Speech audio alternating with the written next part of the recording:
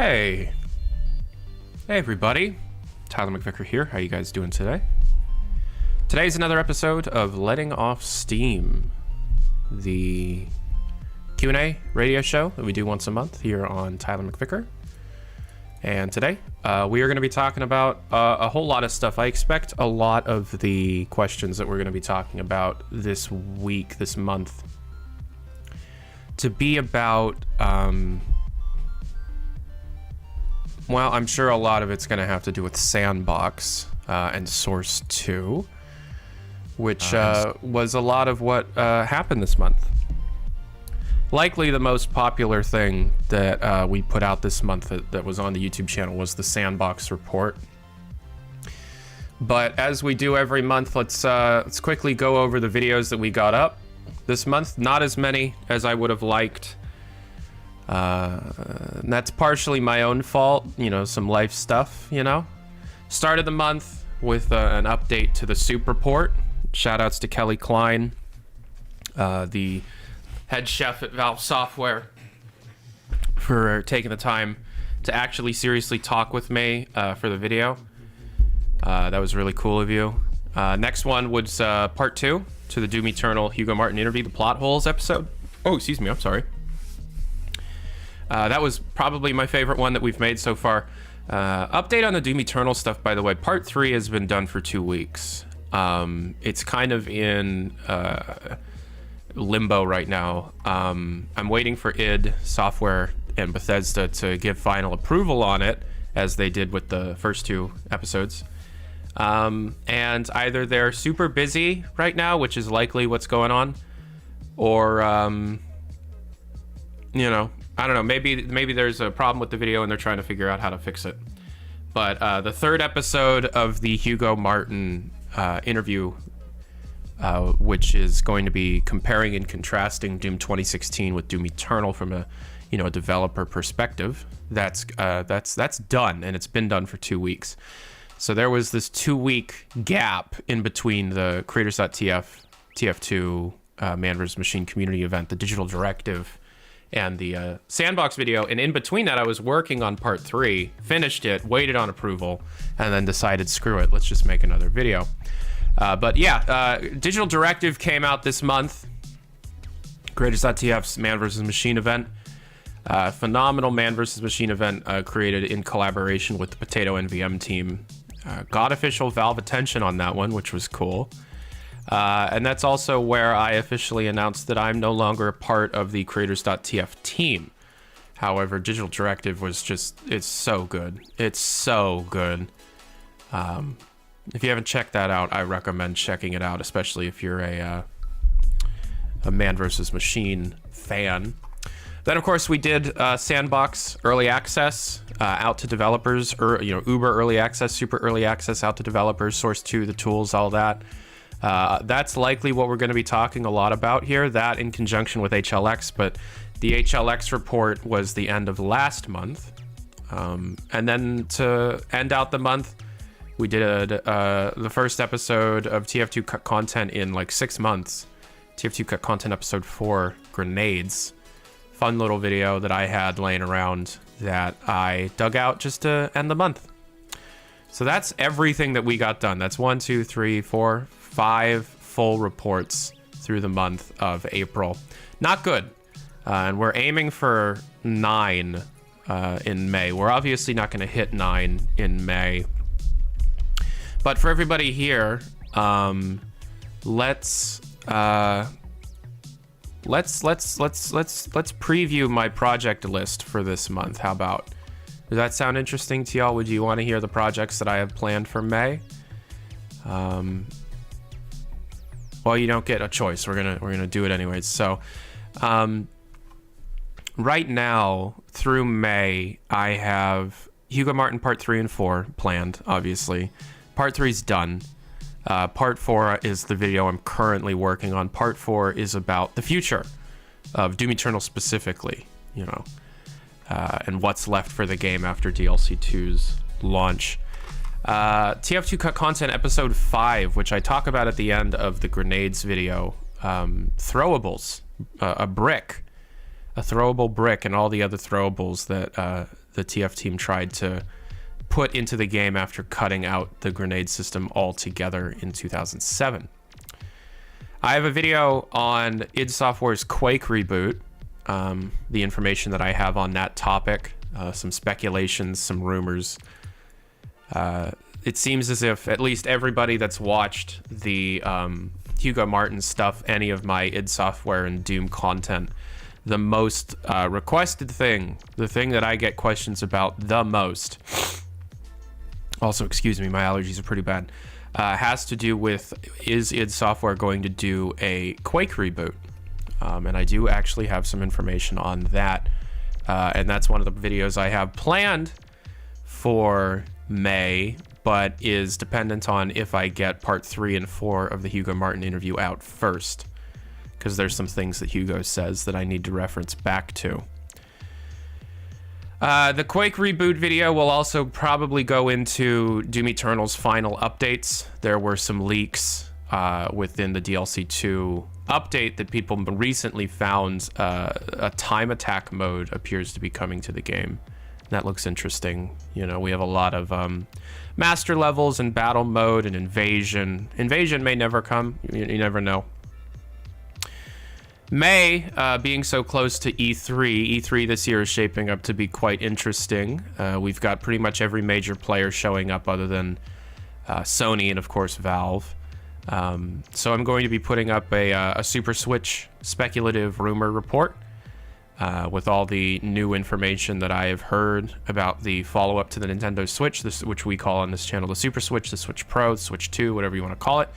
There's a lot of information floating around about that, and I just want to catch everybody up before they make the announcement during their Nintendo Direct at E3. Just a quick recap, remember, NVIDIA and TSMC have ceased production, or will cease production, of the Tegra X1 Plus SoC, which the current generation of Nintendo Switch models run off of. It's the main unit that makes the Nintendo Switch do its stuff. Those aren't going to exist anymore by the end of the year, and because of that, Nintendo, it's kind of, you know, it's really good. It's a good situation for them because they already needed to update the hardware, but now they really need to update the hardware. So another video called Valve v Oculus. It's not even a fair fight anymore. It's going to be comparing and contrasting the flagship hardware between Oculus and Valve, the Index versus the Quest 2.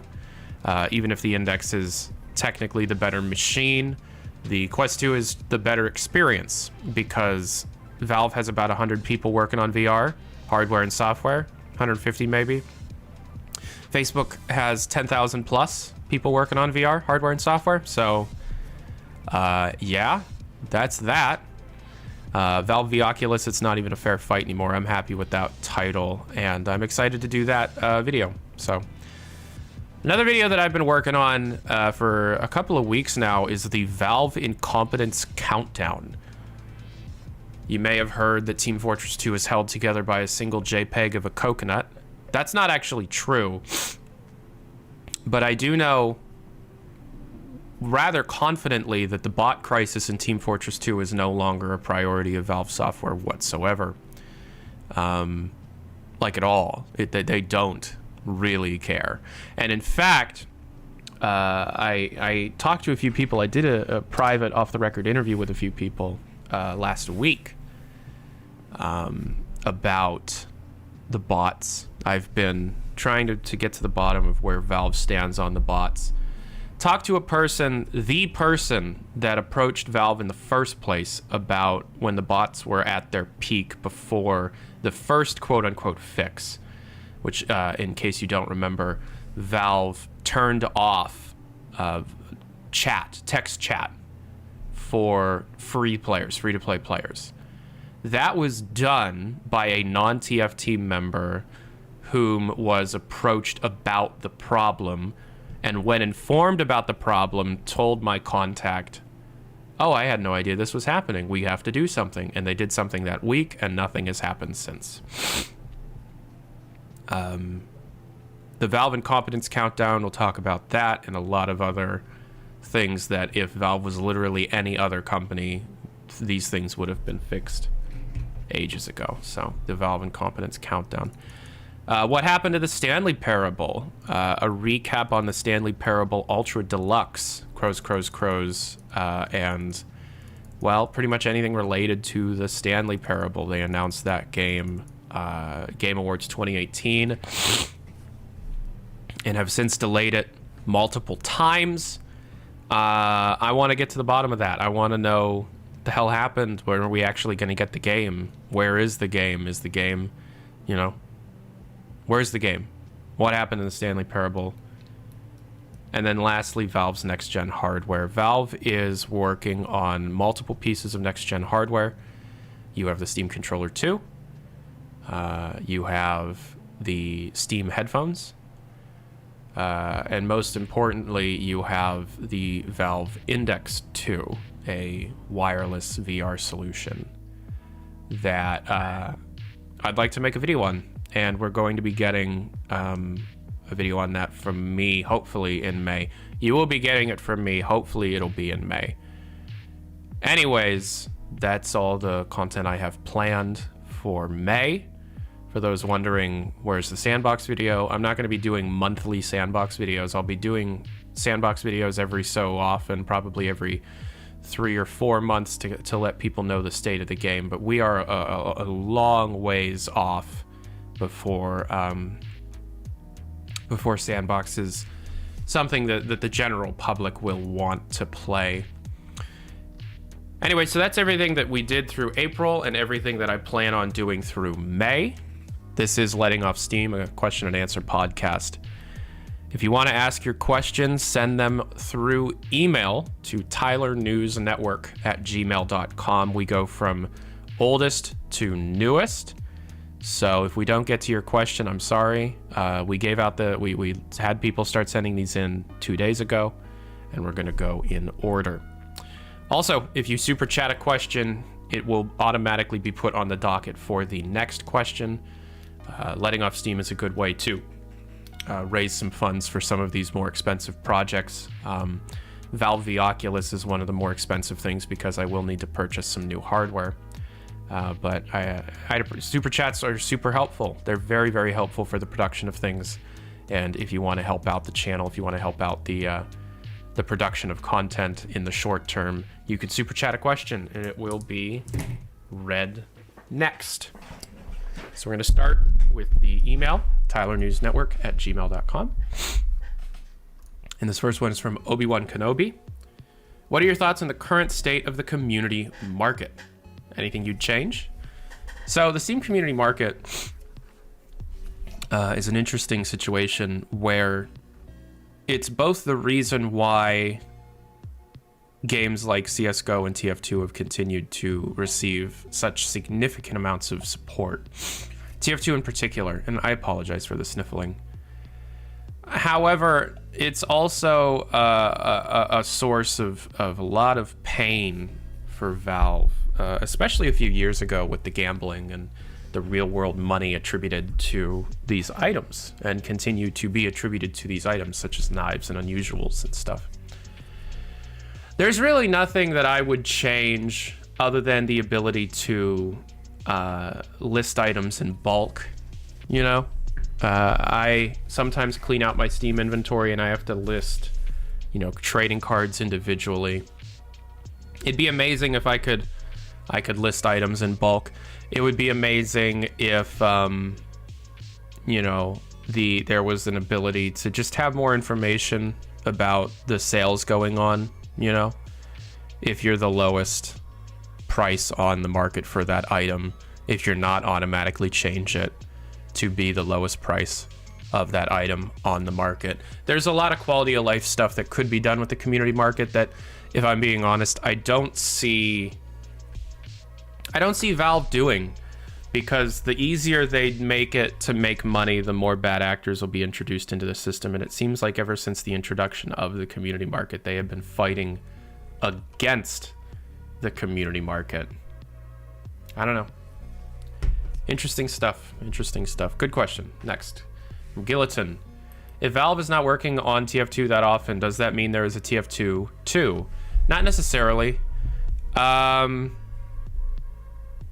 Not necessarily. I mean, this is a topic that no matter what I say, regardless of context, it could really get me in trouble. So, not necessarily.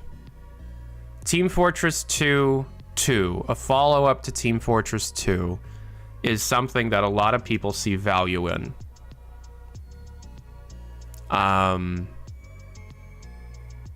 But not necessarily something that would be worked on. I'm just gonna have to move on from that one. That's a tough question to answer. From Ryan, do you think Valve will start using the Half-Life IP in the same way they used the Portal IP for the past decade, basically putting in any game or crossover they can? No.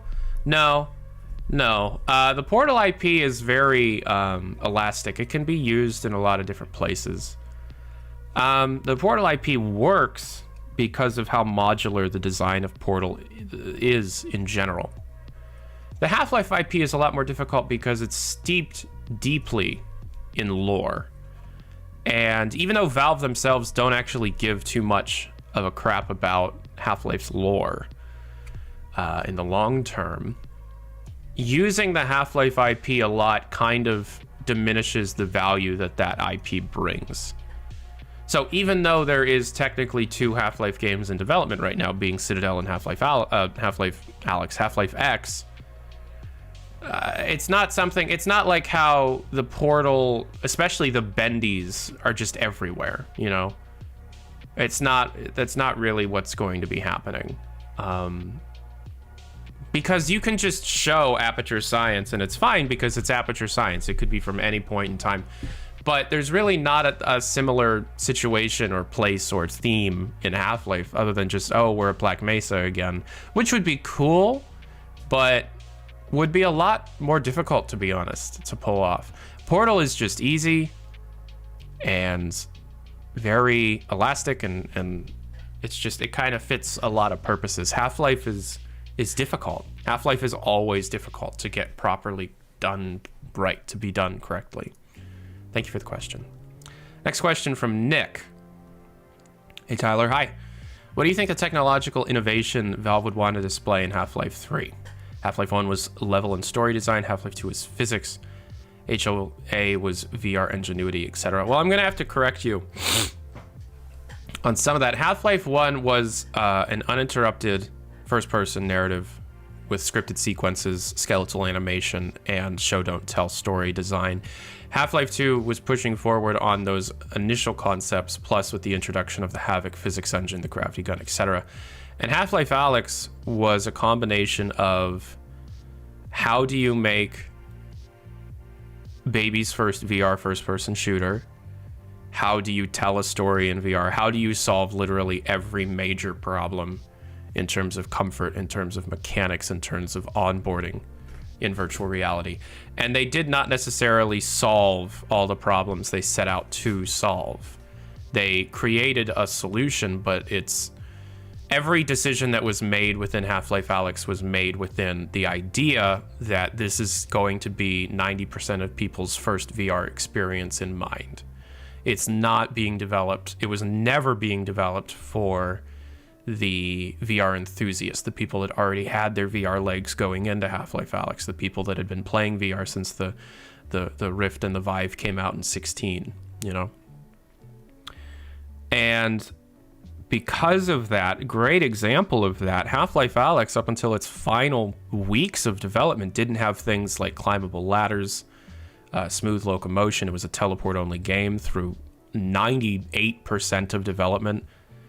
You know, all the levels were designed around teleportation in mind. One of the most funny things that I ever saw following the release of Half-Life Alyx was in the lead up, you saw them tout how many locomotion methods they were going to have. Behind the scenes, it was teleport only, with like a difference between blink and shift. You know, when they made there was a few small YouTube videos that were made about some of the design processes that they went through when designing the mechanics of Half-Life Alyx, and one of those was locomotion. And they spent 10 minutes talking about how they designed the teleportation system and didn't mention smooth locomotion once. They didn't care. It was never a thing, and it was just because people were like, I want smooth locomotion, that they did it. But what is the technological innovation that would have to go through with Half-Life 3? I don't know. That's tough. See, the cynic in me wants to say BCI, brain computer interfacing. But how do you work that into a Half-Life game? I don't know. I mean, they tried sign language with episode 3 in 2009 before they canceled it outright. You know, it won't be like a graphical oh, ray tracing. No. I mean, all the versions of Half-Life 3 that were in development that got canceled, you know, the one in 2009, it was sign language. In 2011, it was nothing, and it got canceled because of it. 2015, it was thermodynamic simulation and, you know, climate and temperature-based gameplay, you know. That got canceled. And then Half-Life Alyx, it was, ooh, look, VR, you know. So, I don't know, you know, like, what would be the big thing be for Half-Life 3? You know, which, like, arguably, if they had started development of Half-Life 3 following the release of Half-Life Alyx, we wouldn't be seeing Half-Life 3 until, like, 2027. But they didn't start Half-Life 3, so, I don't know. I don't know, because Half-Life 2 did not start development as the physics showcase. That came together in 2003, you know? So, or late 2002, the beta nerds will, you know, kill me for that. So, I don't know. Times change, technologies change. Valve is incredibly hyperactive when it and very distractible when it comes to new technologies. So even if they set out to do something crazy with, say, ray tracing, for example, they would never do that. But, you know, they would get distracted before finishing even a demo, you know? So I don't know. Right now they're working on Citadel, which is trying to innovate on social VR experiences in a competitive and cooperative setting. And Half-Life X appears to be just continuing and building on the mechanics and foundation that exists for Half-Life Alyx. So we'll just have to see, man. We'll have to see. For Half-Life 3, I look, I don't think there ever will be a true Half-Life 3. Ever. Period. Ever. We're going to get more Half-Life, but Half-Life 3, well, not ever, but it's complicated. Modern Valve is such a mess. I don't know. Depressing question, but I don't know, man. Callum, any info on a potential Quake 1 reboot or sequel? Yes, and the only thing that I'm comfortable saying on stream is that Hugo Martin has said multiple times that the cons, con maker, Samur, the cons, the heavenly beings that worked with tricked the Sentinels into giving them hell energy, Argent energy in the first place, and then planting themselves on Earth and starting the UAC. The cons are, I'll say this. When cons do not get fed enough soul energy, they slowly mutate into Cthulhu-esque beasts. Hugo Martin has said that like 25 times throughout the community. Cons turn into Cthulhu beasts when cut off from the Argent juice. As of Doom Eternal DLC 2, all of Con, Urdak, and the Holt and all that has been cut off. and destroyed. The boss of Quake 1 is a Cthulhu beast. And that's all I'll say. Thank you for the question. Any new information or leaks about HLX or Citadel? Yes. So HLX, I want to clear up some misconceptions here. HLX was a code name in late 2004, early 2005, when the episodes started development. So here's some backstory.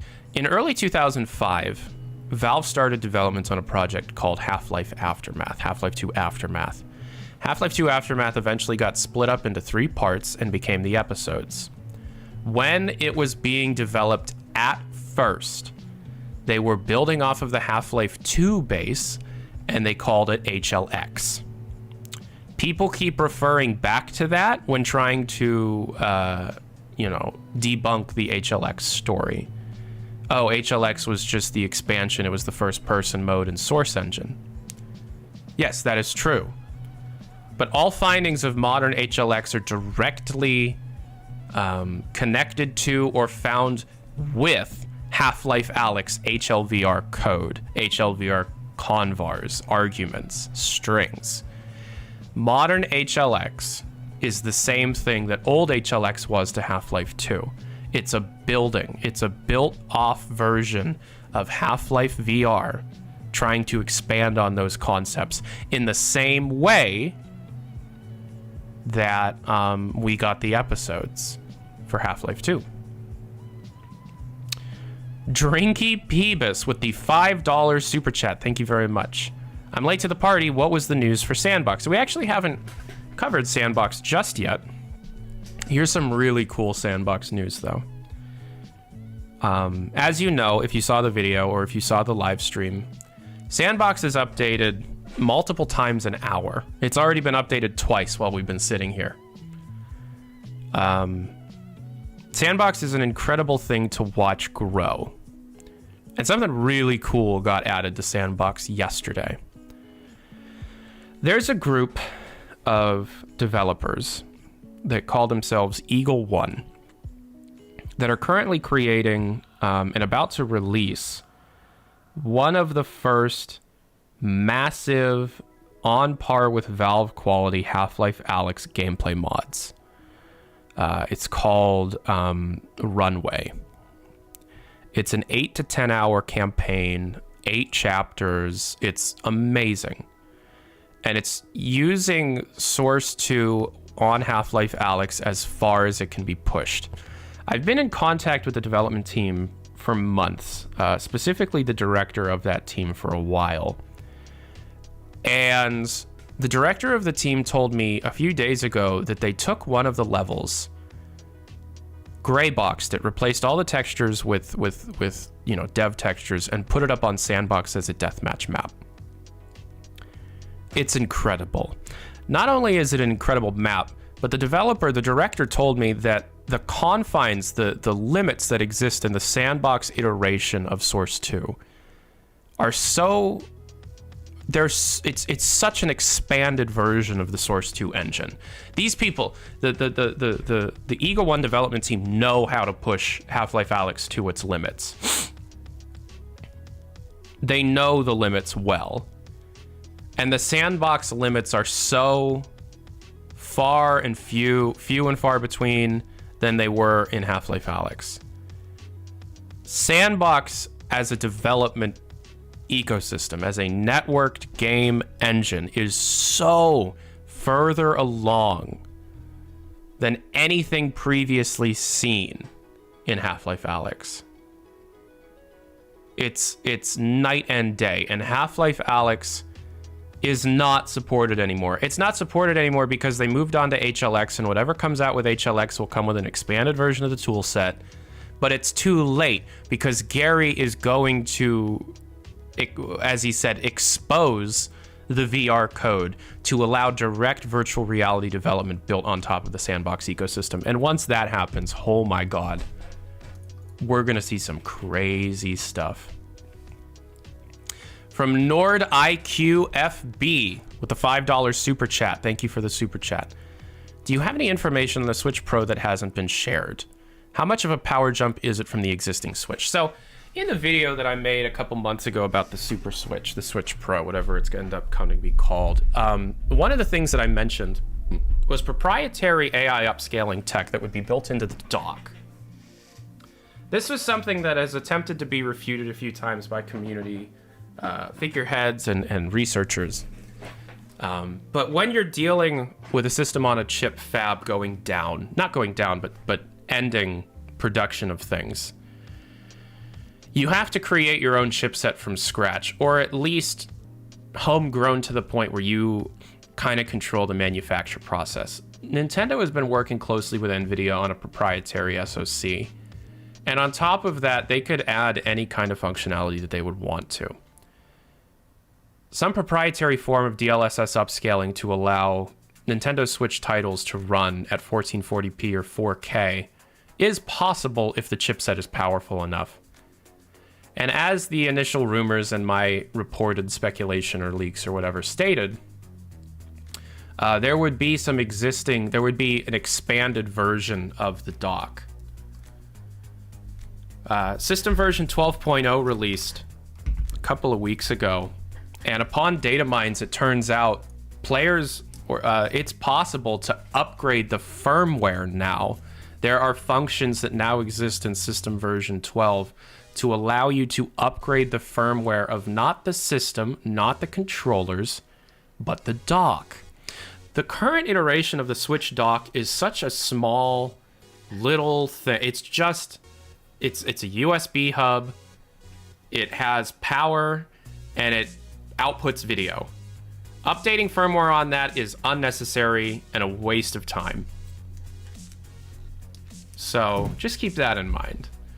Also, Bluetooth audio capability. And also, it's a significant power jump. Yeah. AI upscaled 4K. From Francisco, we have a 5,000 CLP. Francisco, you didn't ask a question, but you can. Thank you for the super chat. Tim Warmerdam, €5. What would happen to Quake Champions if a Quake reboot were to happen? Is there any future for QC anyway? So for those that play Quake Champions, you get seasonal updates. You do get seasonal updates. There was a map put out not too long ago. I'm actually a massive fan of QC. It does not have the player base. What would happen to it? It would be replaced. But to be honest, there is not a player base there to really justify attempting to keep it alive if something else is out there. Do you know what I mean? So, like, what would happen to QC? It would be replaced. But QC, oh boy, is QC chock full of lore that is very, very important. Wait for the Quake video. Quake video is going to be dope. Thank you for the £5 super chat, €5 super chat, excuse me. If you want to support the channel, super chats are super helpful, but we're going to be moving on to another email. Next one is from Gyro Twister. Is Valve going to return to the headquarters this summer? Asking because most of them are already vaccinated. So according to Kelly Klein, the head chef at Valve Software, people are already there. People that are needed to be there are there. The offices are technically open, but it's for needed personnel only, server administrators, hardware developers, that kind of thing. It's a slow going process. There's never going to be a day where it's like, we're back. People can make their own decisions. The world that exists post-COVID is a world where people realize that working from home is an option, and companies that don't adjust their mindsets to that are going to be left in the dust by those that do. Because there are people that excel in a social environment, and there are people that excel at their desk in their house. Do you know what I mean?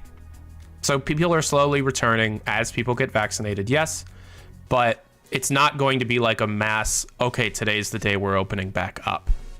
That's just not how it goes. And to be honest, that's not how it should be. Do you know what I mean? This has been a really difficult time for literally everyone alive. So let's not try and force anybody to do anything they don't want to do. Next. Hello, Tyler. Hi, this is from Tufox. Quick question, is there a possibility of Valve announcing something this summer? Of course. Citadel is close. Citadel is close. Are we going to get a Citadel announcement this summer? I have no fucking clue. Oh, I swore. I'm sorry. I got to stop swearing. We could get a Citadel announcement this summer. Yes. We could get a TF2 update this summer. We could get a CSGO update this summer. We could get new Dota heroes this summer. We could get a massive Steam overhaul this summer. We could get a new VR headset this summer. But I think you're talking about Citadel or HLX. Is Citadel getting announced this summer? I don't know. It could. Honestly, like, I don't have any information to point towards when Citadel or HLX will get announced, other than Citadel is actually quite close. So, you know. Next one from Alenga. Hey, it's me. I've been watching your vids since 2011. Damn. That is since I started. I appreciate it. Thank you very much. What is the core team at Valve doing right now? I mean, Greg Coomer, Robin Walker, David Spare, etc. Are they all working on HLX and Citadel? Yes. I really appreciate the support. The answer to that question is yes. That's it. There was an interview Robin Walker did at the 1-year anniversary of Half-Life Alyx. I think he did it with IGN, where he stated that, you know, working on problems is fun, but it's obvious that what people want is content. So our main focus for a while is going to be delivering content. Yes. All the big guys, pretty much every major player in terms of the core, old school, the people that have power development team at Valve Software is working on the content. And the content is HLX and Citadel. Other than Dario Casali, who's working on Team Fortress 2. And Eno Magal still working on CSGO. But, you know, what are you going to do? Thank you for the question. And thank you for your long-term support. 10 years watching me. Appreciate it. Next question is from Brett. Could it be possible, considering the ending of Half-Life Alyx, that HLX is a follow-up, spoilers for Half-Life Alyx, to Episode 2? I assume they would use HLX instead of 3, so if it leaks, the community isn't expecting a Half-Life 3. That's true, and that's a good point. I don't know. Literally, HLX could be anything. HLX could be a remake of Half-Life 1. There were rumors of that a couple of years ago. HLX could be Half-Life Barney. There were rumors of that a year ago. HLX could be Half-Life Alyx 2. There are rumors of that nowadays. We don't know. And until, like, legitimate contextual leaks take place, we won't be able to predict it, you know? Like, we were able to make predictions on what Half-Life Alyx was going to have about a year before it came out because we were looking at leaks that took place over the course of 3 years prior. Right now, Half-Life X, HLX, is something that we learned about a month ago.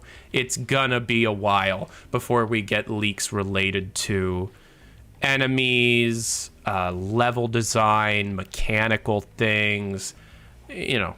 I mean, we could get it. We could, you know, obviously leaks are going to continue to happen throughout until the games come out. But as of now, all the leaks that we have to do with like very baseline mechanical things.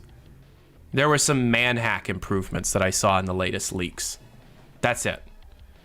From 3M1LOZ with the 100 DKK. I apologize, I don't know what that currency is, but thank you very much.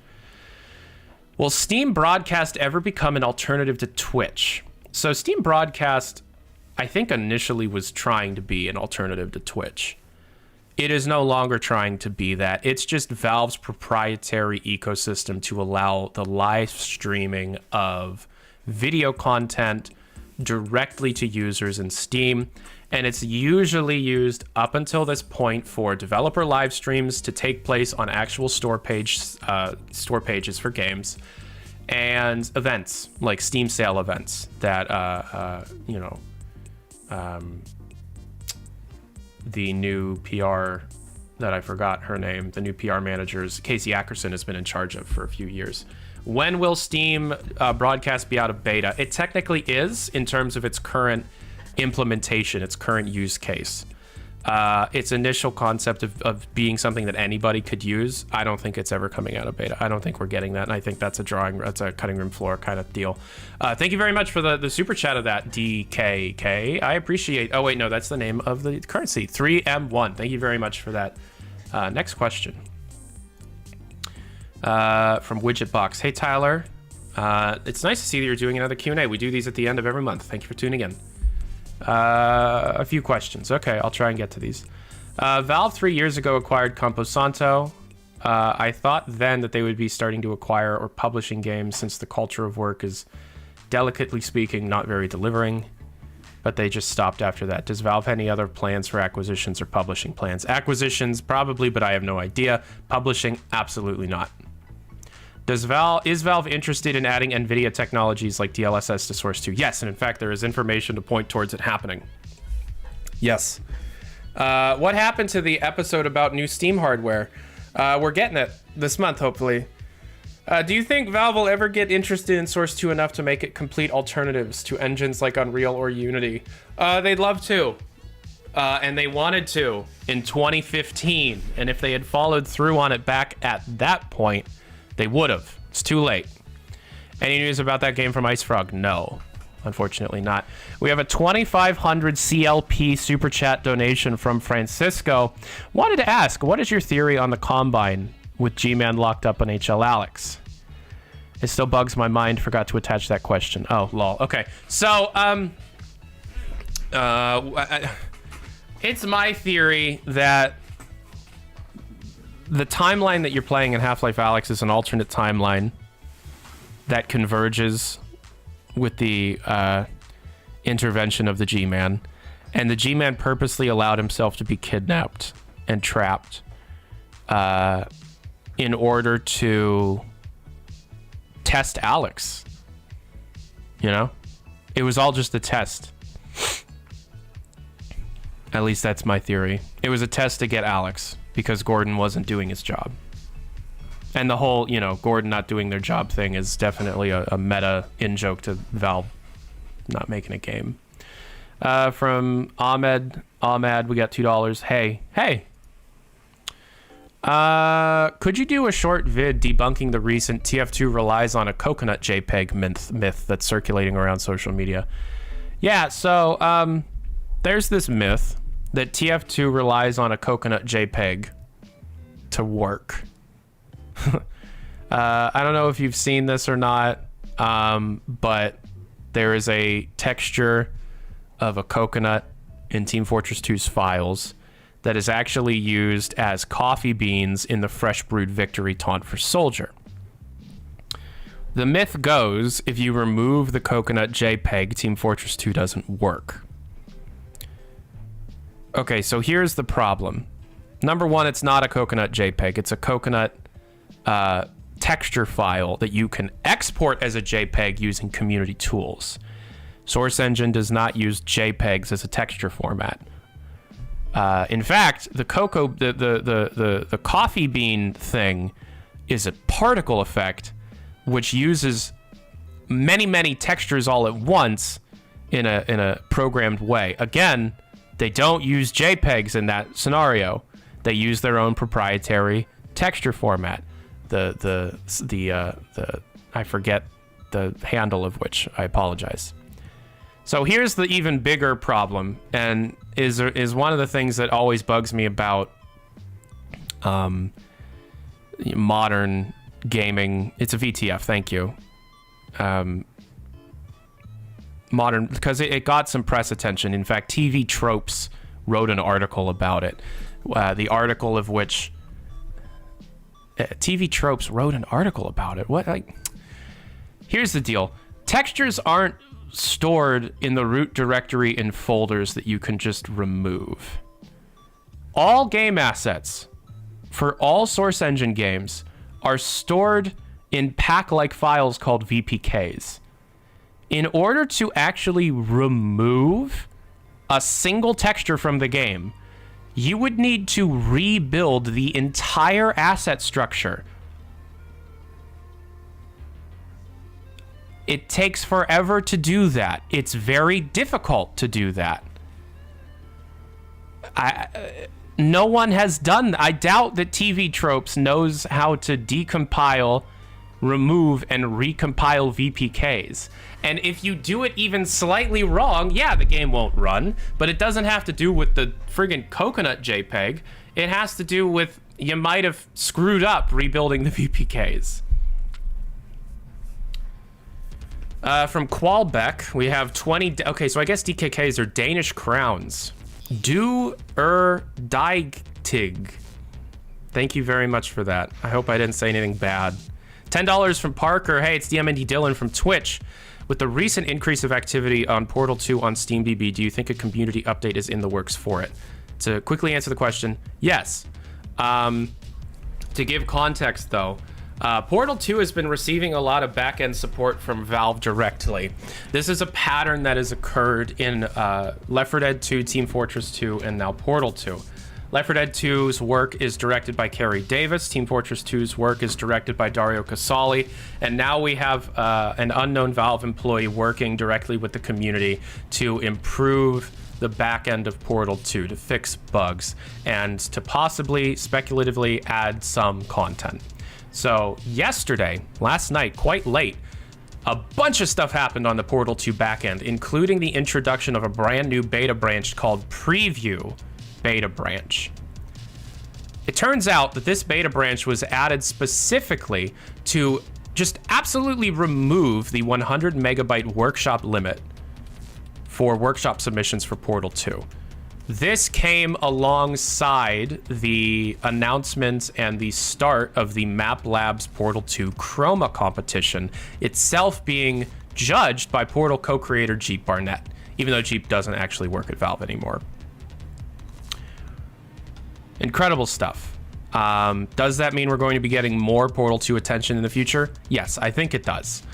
Do we know what that'll have specifically? No, but the removal of the 100 megabyte limit is huge because it allows for literally anything to be uploaded to the Steam Workshop. Its only limit is your Steam cloud size. Incredible stuff. From Pufty, €5. How you feeling? Feeling great. I appreciate you asking. From Drinky Peebus, $5. I really want to experiment with Sandbox and VR to see what the community can come up with. What are you looking forward to from Sandbox? Being honest, I am looking forward to cooperative Half-Life Alyx. I am looking forward to taking Sandbox, the Source 2 tools, and creating a better framework for Half-Life Alyx than Half-Life Alyx is, including cooperative Half-Life Alyx. That's what I want. I want to see the exposed C# to allow people to expand on the concepts and mechanics and foundation pushed forward by Half-Life Alyx to allow for anything you could think of. Bigger weapon bucket, any enemies, absolutely anything. There's a lot that I'd like to see. Biggest thing, cooperative Half-Life Alyx. From Hummel Studio with the 40 rubles. What do you think about episode 3 mods? Did you see Resort? So I don't actually know what that is, Resort.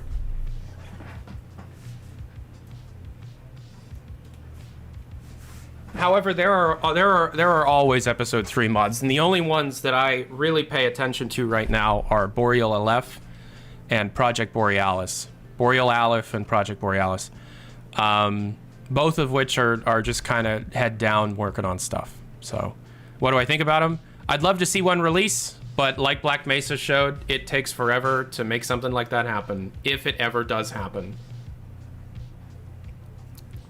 From Anton, 100 rubles, thank you very much. So the employees at Valve are bored, so they're returning to Portal 2 and Team Fortress 2. Yeah. Yep.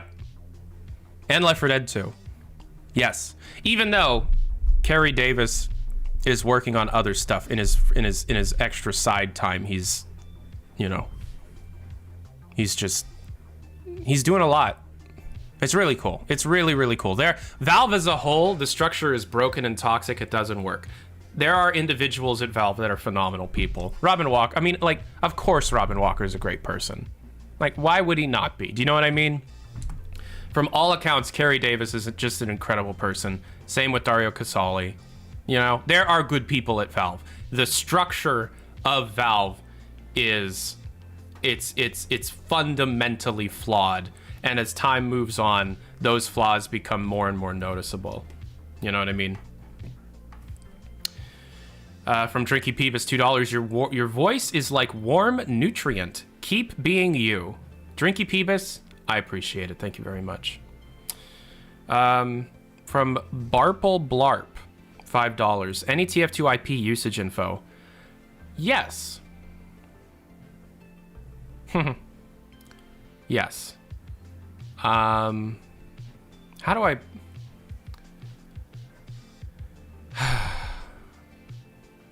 I'm gonna say yes and move on. I appreciate the $5. Yes, stuff is happening with the Team Fortress IP. I will not go into it, unfortunately. $20 from my simp Reno, who single-handedly paid for a Uber modded, like Crack Life level modded Half-Life Alyx playthrough. You can thank him for that. We're going to announce that soon. Mr. Zip MK12 keeps asking this question. Citadel is like PC player spawns enemies for VR and HL Citadel. Tyler, please answer. I'm remaking HL2 beta for Citadel. Please answer it to make him stop. Well, Reno, you didn't have to give me $20 to get that to happen, but I appreciate it. I appreciate it regardless. Citadel is cross-platform, but unfortunately, the big question that has yet to be answered is, so what are the limits, right? Can the VR player play in first person? Can the PC player play in first person? Is everything top-down? I've only seen early prototypes of it, and that stuff was from 2018, right? We don't know. We just know it's cross-platform. That's it. We don't know what each platform will be doing and what it'll look like for those platforms. We can only speculate based on the leaks. Do you know what I mean? Like, it's obvious that it's taking inspiration from things like Final Assault, Zombie Master, the Overwatch mod for Half-Life 2. But to what extent they're taking inspiration from that in the modern iteration of the game is unknown. But we're getting close. We're getting close to that game being announced, which is cool. And I'm excited. Like, yeah, obviously it's one of my most anticipated things right now, but, you know, not being Valve News Network anymore allows me to be anticipated for other things too. You know, like Deathloop and Back 4 Blood, for example. Can we get a recap on what you've said so far? I just joined and I feel like I've missed big news. God, we've been streaming for an hour already. That'd be hard to recap everything. I mean, the VOD will be available after the stream, right? So I apologize because you paid $5 for this. So the JPEG Coconut TF2 thing is a myth. Valve is working on the TF2 IP. There's a big Portal 2 push going on right now. So we have Left 4 Dead TF2, Left 4 Dead 2 TF2, and Portal 2 all having a development going on at Valve with the community involved, which is cool. Possible Quake reboot news. I went over all the videos that I'm working on. Just the VOD will be available, so please watch the VOD. Is Valve still trying to get Game Pass on Steam? Yep. Yeah, thank you, King 2002 for the £2. Yes. Yes, they are. All right, let's get to another. Oh, never mind. Parker Dillon, another question. Do you see Citadel being announced at the Game Awards to make up for Alyx not being shown in late 2019? That'd be a good way to make up for it. That'd be a great way to make up for it. Valve loves Jeff Keighley. Yes, I could see that happening. Yes, I could see that happening. From Sean, just a bit of an update on the FGD editor for Counter-Strike Condition Zero deleted scenes. People are making cool stuff with Counter-Strike Condition Zero deleted scenes. That's awesome. I will favorite that and take a look at it later because that's not a question, but thank you. From Ian. Hello, Tyler. Is there any update on the discussion between Valve and Microsoft to put Game Pass on Steam? Is xCloud on Steam on the table too? xCloud, no. Game Pass on Steam, yes. To what extent? No clue. Thank you for the question. From Ricky. 2 questions. Out of all the Valve people, who would you like to interview the most? Robin Walker. Why and what would you like to talk to them about? The development of Team Fortress 2 and Half-Life Alyx. After seeing you finally getting the deserved recognition amongst important names in the industry, like what's happening lately this year, Valve decides to catch up to you and realize that you've been thrown under the bus many times over the years. What is this? No, I would not accept it because Valve is a fundamentally flawed corporation and I don't really want to work with them on an official capacity. All right. From Quald back. I can't read that. But thank you, Gordon Freeman. 30 crowns. Sandbox VR crossplay Dark RP totally possible then? Yes. If the developers wanted it to be that way? Yes. Gary specifically shouted out crossplay between VR and non-VR players as being something he sees as, quote, incredibly interesting, end quote. So Dark RP being VR crossplay compatible, if a developer created Dark RP after the VR code was exposed, yes, it could. The possibilities of Sandbox, what can be done with Sandbox is wholeheartedly exciting. It is so exciting because you can do anything. It's a game development engine built off of Half-Life Alyx, really. So, yeah. Thank you for the question. I'm going to call you Liam. What is your inspiration or understanding of the Half-Life story, and what do you think will happen next? In the story, I think there are going to be 2 timelines or 2 perspectives ongoing in the future series. You're going to have Alex with the G-Man representing the VR crowd, and Gordon and Eli trying to rescue Alex from the G-Man on the PC side. You can also have side stories on VR, which would be really cool. That's where you get Barney and remakes and stuff. But the main core of the story is going to focus on the Shadow Scientist lady, her connection to the Combine on the Alex side of things. And the Eli Gordon thing will continue on. They will go to the Arctic. They will see the Borealis, but instead of it being Gordon and Alex like we all thought, it'll be Gordon and Eli. Which would be fucking cool. From Tadashi, $5. Are we still going to get to see the Half-Life and Portal movie? Absolutely not. Those are canceled entirely. King 2002, do you know what Arcane Austin is working on? I have ideas, but I'm not confident in saying it on a live stream. I have ideas. DBGT, what is Casey's role in Valve as a full-time employer, and why did she get to do dev commentaries in Half-Life Alyx? She is effectively Doug Lombardi 2.0. You know, she's PR. Why did she do commentary in Half-Life Alyx? I don't know. She's popular. I don't think she helped dev Half-Life Alyx. She probably playtested it all the time. That's a good question. I don't know.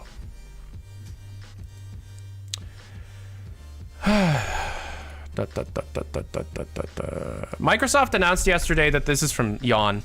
Microsoft announced yesterday that they're lowering the store cut to 12%, combining that with the fact that they're working on a huge rework for the store. This probably means that Steam Xbox Game Pass is not realistically possible anymore, right? Since it looks like Microsoft might join the storefront battle. Yes and no. Microsoft seems to be taking this approach that more is better, you know? Like, we're going to be getting a lot of Switch stuff with Microsoft. Microsoft, you know, seems to just want to have their stuff on everything possible. That said, the more important bit in the question is the 12% cut. Valve needs to do that. They're going to get priced out of the industry over the next decade. And unfortunately, Valve's entire company ecosystem, everything, like their culture depends on the endless amounts of 30% money that they get pulling in from Steam. If they take that down to 12 or be competitive and take it down to 10, they're significantly cutting their overall year-to-year revenue by, like, almost everything that they make comes from Steam. If they cut it in half or a third, just think about how much money they would be losing year on year. Do you know what I mean? They don't budget. They need that money coming in. What Source games do you think could make a transition to Source 2? None of them. We're past that point. Colin 3DS, we are past the point of Half-Life Source-esque ports. The only one that we're going to be seeing making a transition at all is CSGO. And that's it. Couple of questions. How close is Valve to coming back to their offices? As I said, it's not really how it works. What does the TF2 team think of Creators.tf? They love it. Any chance of the community or any kind of general update to a Valve games besides TF2? Yes, Portal 2 is a big one. Left 4 Dead 2 might get another one. When did you start getting information from your sources? My very first source is out there to the public. Somebody leaked it on 4chan. It was around October of 2016 that I started talking to insiders. Amos Mills with the $5. You rock. Thank you. I imagine many people have asked you this, but I might as well ask too. Will Portal 3 ever happen? Let me tell you, Eric Wolpaw, writer of the Portal series, would love for that to happen. He said so publicly in an interview. He was like, Valve, make Portal 3. Make Portal 3. Make Portal 3. You will make your money back. You will make your money back. He wants to. The Omisiol. Love you, Dad. £5. Thank you very much. Do you think mods like Portal Reloaded will inspire Valve to make more Portal-related content? No. No, mods nowadays have very little effect on the decision-making process at Valve Software, especially when it comes to making entire games. You know, Valve is a small company, relatively speaking, especially comparing it to the amount of power that they have in the industry. You know, they're like 250 plus right now. So I don't know. I don't know. You tell me.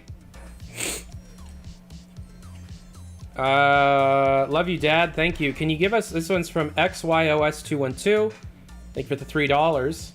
Can you give us more details on the CSGO work? I don't know what that means. CSGO recently had a leak, in the same leak that gave us HLX information, where it seems like the Source 2 rework of its entirety was considered CSGO version 2. Valve has now internally moved on to CSGO version 3. I have no idea what that brings, but it definitely changes things behind the scenes. A video exploring that is something that I want to do, but I don't have enough information to make a video about it.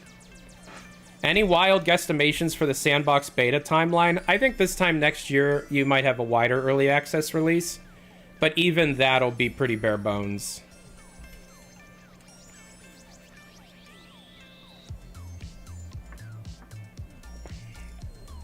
Next question. Do you know if keys for Sandbox will be given out to smaller Gmod modding communities, such as the devs of game modes like Zombie Survival and so on? I can't speak for the Sandbox team, Facepunch, or anything like that. Gary Newman himself said that the keys will be coming out in a very slow trickle over the next 6 months. And right now on the development Discord, people that have access can nominate people to get access depending on their work. But other than that, it's like, no, probably not. It's really up to what kind of value you're going to be generating for the game right now, because it's a set of tools that needs content, not content that's enjoyable for people to play. From Bad Quality Frog 199, will they add more human-like characters in Sandbox? Well, I mean, look, there's the baseline Sandbox ecosystem. The foundation is built off of the thumb penis looking dudes. You can add whoever you want. The game creators, the add-on creators, can make the game look like whatever they want it to look like. You know, people that have such up in arms about how much with, you know, what is it, with the thumb looking dudes, like, really it's up to the add-on creator what the character models will look like. Drinky Peebus, $2. You just stabbed me in the heart with a rapier. Why? What's going on with id's new VR game? It came out. It was Doom 3 VR for the PSVR. You've been talking badly about Nintendo. This is from Ryan again. You've been talking badly about Nintendo recently, for good reason, don't get me wrong, and I was wondering if you plan on doing more Nintendo videos. Yes, I have a Super Switch video planned. I have a video written called Nintendo Doesn't Deserve Your Money, but I'm very hesitant to put that out. I am very hesitant to put out my Nintendo Doesn't Deserve Your Money video. I wrote it, but I don't know about that one.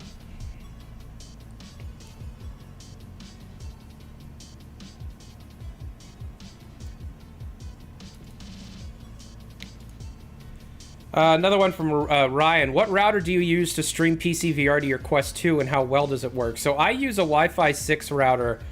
I use an Asus. I don't know the exact... Hold on, I'll tell you the model number. This is going to be in a video upcoming soon, by the way. I use an RTAX92. It's a good little router. It's a tri-band Wi-Fi 6 compatible.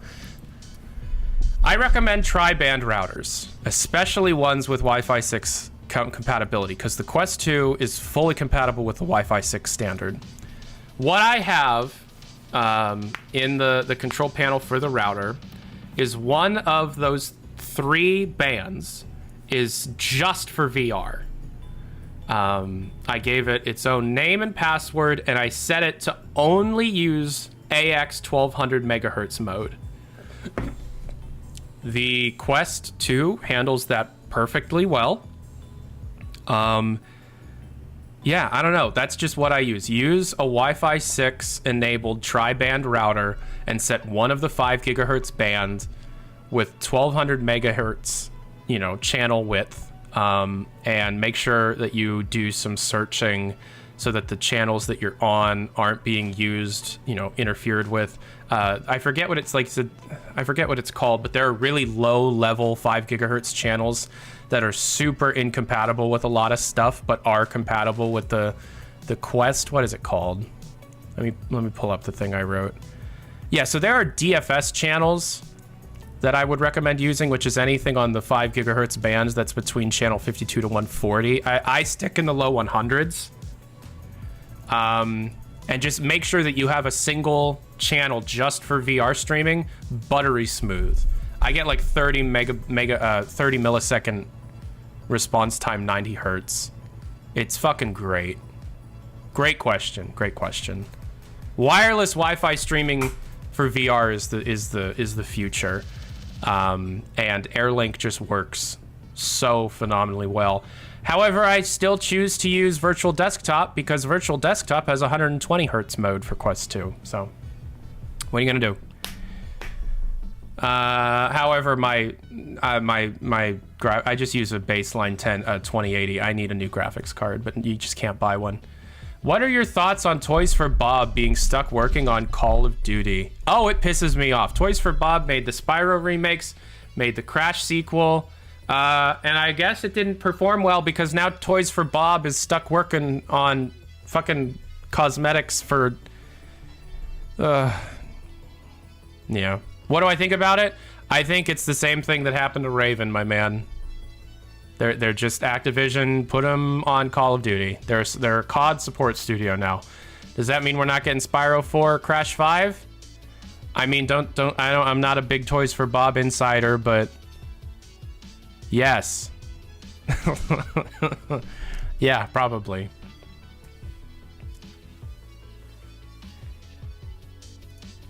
Is id Software interested in VR technology? It doesn't seem like it much anymore, no.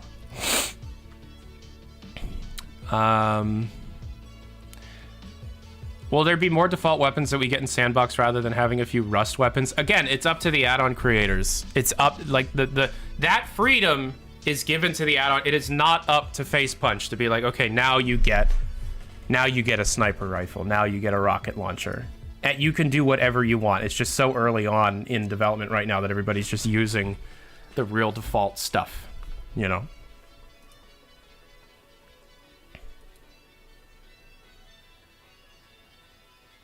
How do you feel about Portal Reloaded? Absolutely love it. Would you like to see a sequel or more levels or content in the future? Absolutely. I think the Time Portal is one of the best expansions of the Portal mechanic I've ever seen. And Portal Reloaded is my favorite Portal 2 mod ever made so far. So good. Absolutely loved it. Are bendies like Valve's version of the minions at this point? Yes. Any chance we'd see Citadel at E3? I mean, maybe, but probably not. We probably won't see Valve at E3. We never see Valve at E3. I don't think you're going to see Valve at E3. Hello, Tyler. I was just curious about your personal interest in Sandbox. You only really care about the game simply because Source 2 is becoming more available to the public? Yeah, pretty much. Is there any more interest at all in Gary's mod? I've never really been a massive Gary's mod fan, but I'm excited to see what ends up happening with an official VR implementation and what the community can create with that. You know? We've been waiting for Source 2 for a decade, so it's cool to see it. You mentioned that you have some info on the Elder Scrolls 6. What's up with that? Holding back. That's what's up with that. Will Valve ever create another Portal game? I mean, probably one day. So you think Reloaded is better than Portal Stories, Mel? I do. Would a Portal game be better or worse on VR? It could be better. I've played prototypes that are amazing. It could be better. It could be better. I just want to thank you for all the work that you've done. I've grown up watching all your reports, and I truly have been a part of something more important than you give yourself credit for. This community needs you. Ronan, I appreciate it. Thank you. Just a quick question. What's your personal interest in Citadel? Are you excited or interested in it beyond it being a new Valve game? I'm excited to see what VR crossplay can do. What Valve can do with that. I'm excited to see Valve utilizing all their IPs in a single ecosystem. I'm excited for that. I'm excited to see Valve make a different kind of game that isn't just a first-person shooter. I'm excited to see that. You know? Using the Half-Life IP, I mean. Yeah. Do you have any information on New Vegas 2? That is a toxic topic that I will not touch. Not right now, at least. I was wondering if you have any more information about the new revised Valve HMD. It'll be more expensive than the previous one. I'll tell you that. Do you know what happens in TF Comic 7? No. No, I don't. If I knew it, I would have reported on it by now because you're never getting Comic 7. I do not know the storyline of Comic 7. No. Shame.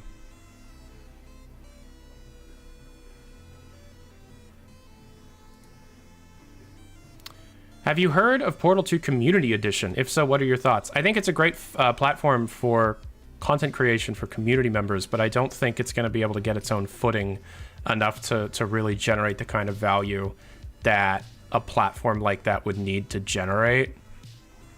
Do you know what I mean? I don't know.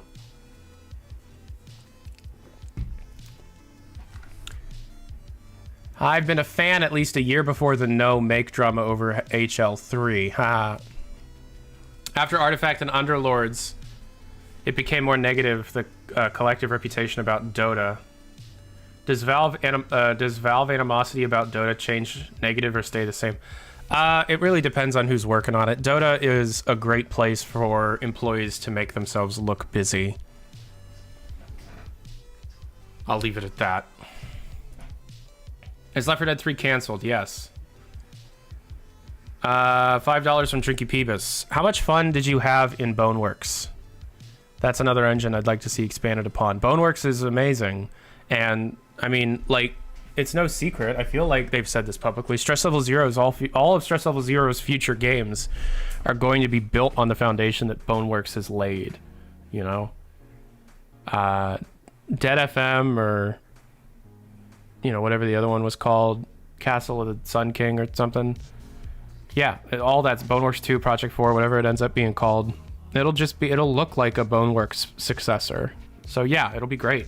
From Miles, $5. Thank you very much. Do you see fundamentals of Valve as a company improving anytime in the future? Absolutely not. Do you see it in a better state compared to the last few years? Yeah, because they were able to get a game out.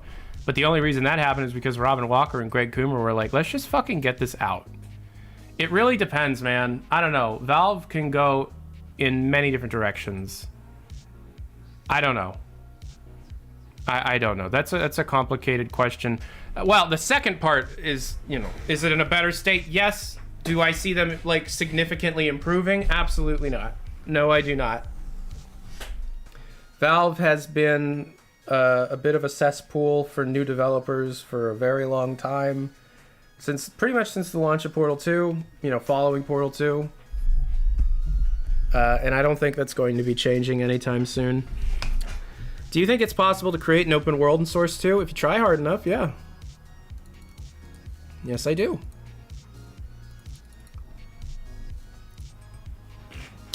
From Morning Jazz.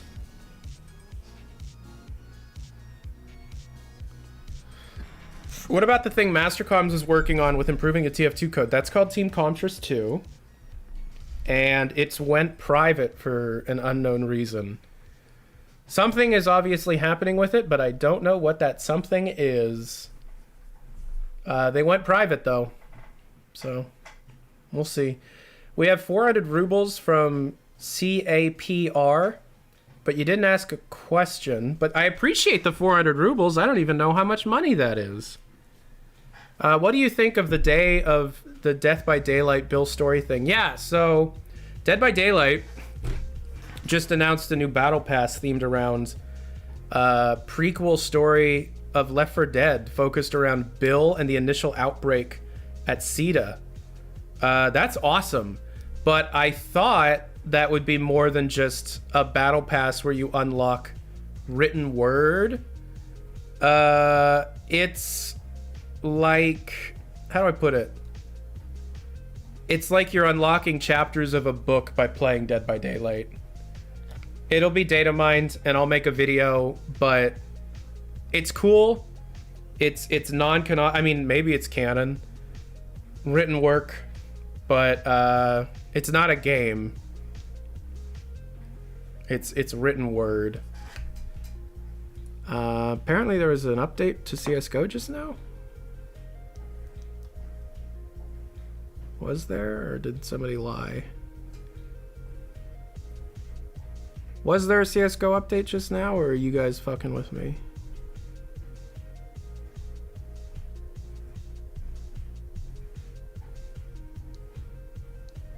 CS:GO's end of operation.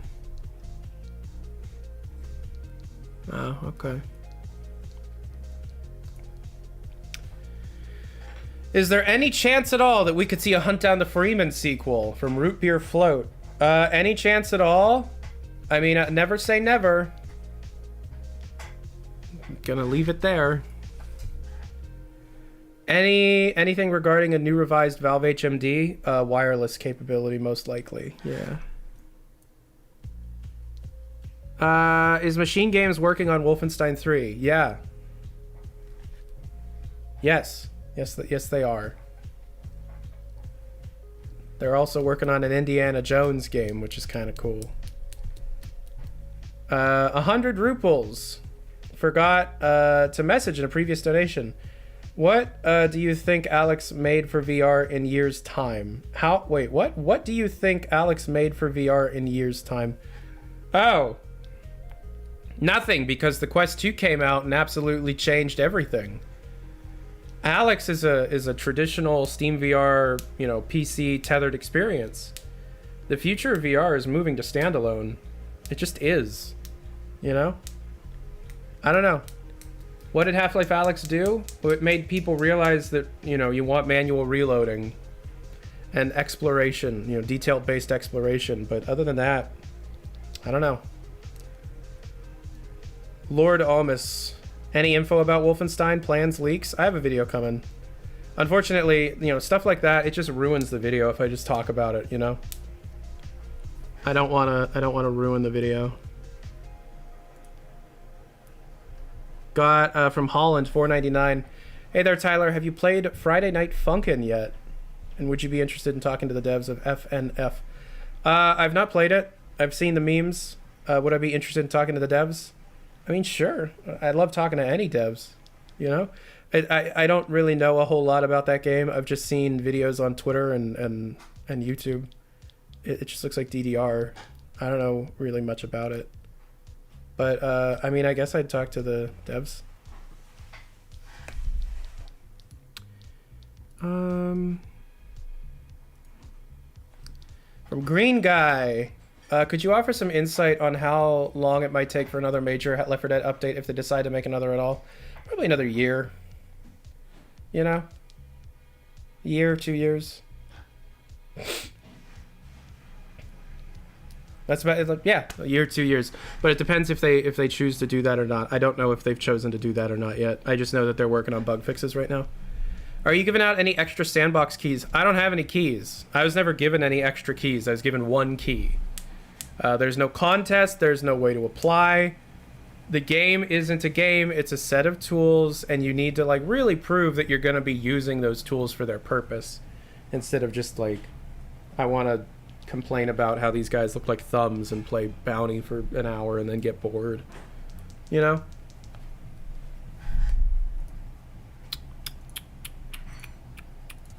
From P7C, what are the odds that some form of read-only BCI in the Index 2? 100%. 100%. 100%. The next VR headset will have some form of brain-computer interfacing, even if it's like incredibly simplistic. You are going to see BCI in Valve's next hardware. Absolutely. From Gabster. Earlier question about your thoughts on the Bill Dead by Daylight Battle Pass. Usually the Dead by Daylight Battle Passes have cutscenes about the character that the chapter is focused on, so we will get cutscenes for Bill. Also, data mines showed Noam Chomsky or audio files for a Left 4 Dead event in the game. The question is, do you see any future Left 4 Dead updates like the one we saw for Last Stand? We just answered that. Yes. But it's community focused, so even if I hear something, you're not going to hear it. You know, I'm not going to screw their chances up. However, the whole idea of it being like a whole Left 4 Dead event is actually quite exciting for Dead by Daylight. Never played Dead by Daylight, but that'll definitely get me in because I feel like Bill is everybody's favorite character. But cutscenes with Bill, Noam Chomsky being a thing, Left 4 Dead sound files being a thing, that's pretty awesome. That's actually quite awesome. All right, I am caught up with the emails, and we just got a £50 donation from David Sturm. Thank you for your content, Tyler. What is the hottest bit of insider news that any game or company that you're willing to share? Also, Ricochet 2 when? So this is going to be the last question of the stream. Thank you, everybody, for getting your questions in. David, thank you very much for the 50 euros. And let's end it with, what is the hottest bit of insider news from a game or company that I'm willing to share? Well, the majority of my quote-unquote insider news stems from Valve, obviously. That's where my contacts are at. I'm starting to develop well, I do have like 2 or 3 contacts at Nintendo, and a few in the Bethesda realm, and Microsoft realm, but the best, juiciest bit of information that I'm allowed to, that I'm comfortable sharing. Oh, and then we got a second question that's $20. I guess if you keep donating large amounts of money, this stream will never end. But I really got to think about this question here.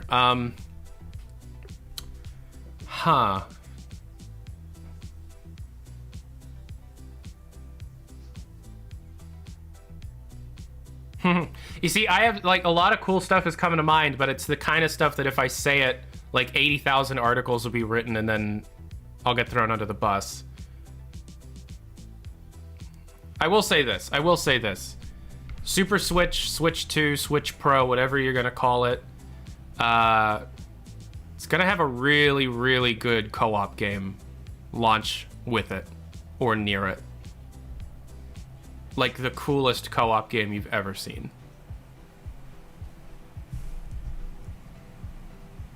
It's going to launch with a really, really good cooperative experience.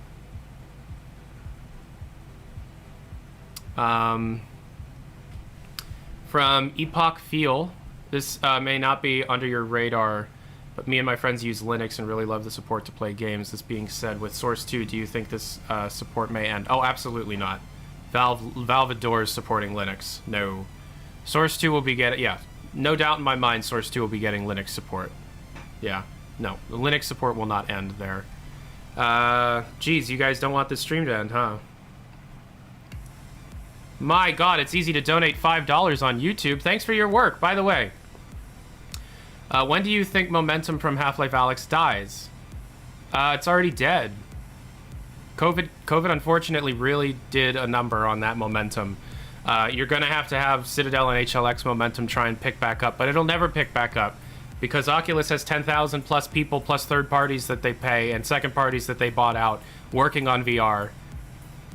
And Valve has like maybe 150 people working on VR.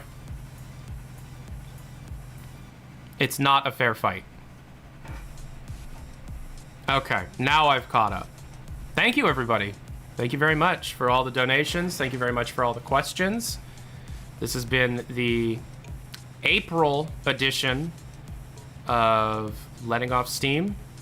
I'll see you at the end of May for the next episode of Letting Off Steam, unless we get a cool interview. However, we may not be doing interviews as Letting Off Steam anymore, so love you guys. Peace and hair grease. This is Tyler McVicker signing off. Have a good day. Adios.